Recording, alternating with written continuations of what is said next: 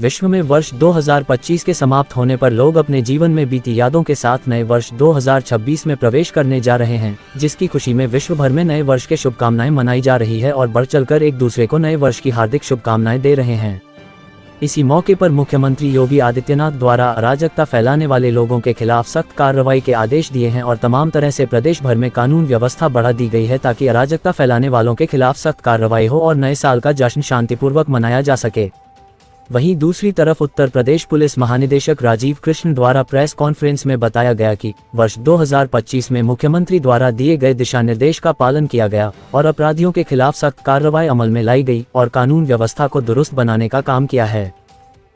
इस समय उत्तर प्रदेश की राजधानी लखनऊ शहर के मशहूर एरिया गोमती नगर में मौजूद हैं, जहां पर नए वर्ष की हार्दिक शुभकामनाओं के साथ एक दूसरे से लोग मिल रहे हैं और उनको बधाइयां दे रहे हैं। उसके साथ साथ यहाँ पे आप देख सकते हैं कि कितनी लंबी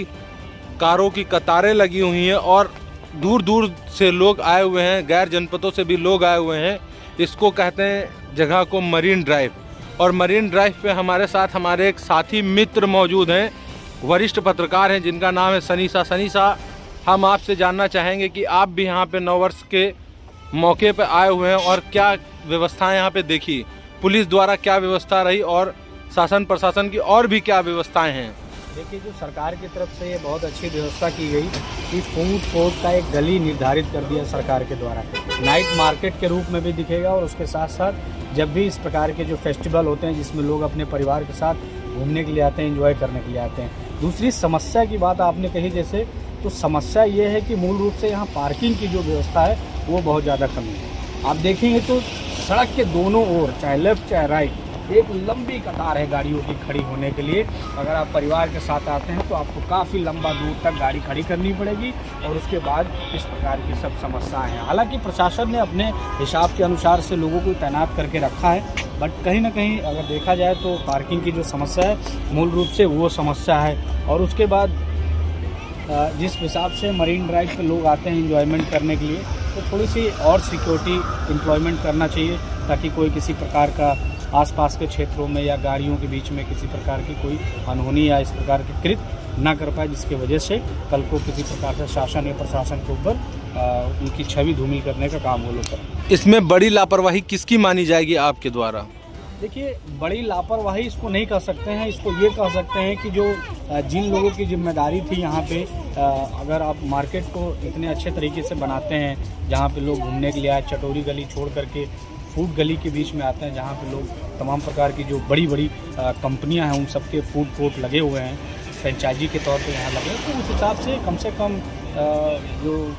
जो भी जिम्मेदार लोग हैं इसको लगवाने में, LDA के लोग हों, प्रशासन के लोग हैं, पुलिस के लोग हैं, जो भी लोग हैं उनको कम से कम इन सब चीज़ों की अरेंजमेंट करनी चाहिए। जैसे कि आज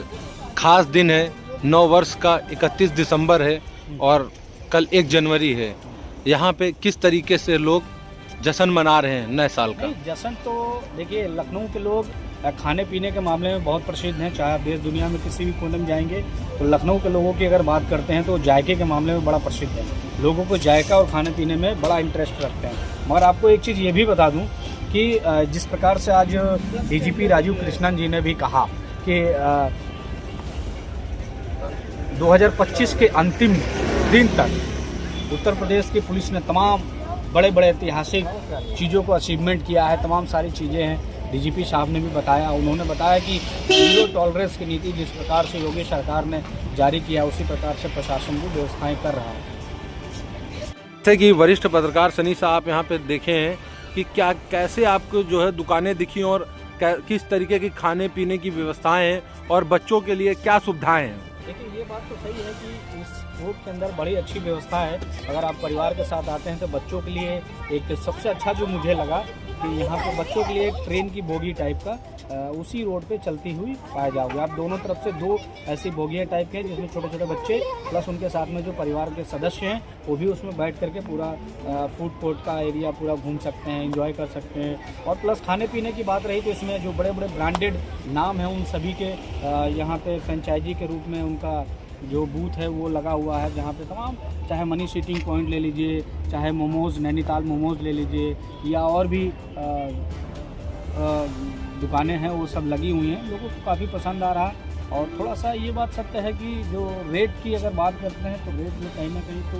थोड़ा सा उछाल मिलता है, क्योंकि गोमती नगर का पॉश इलाका है। तो यहाँ जो भी लोग आते हैं वो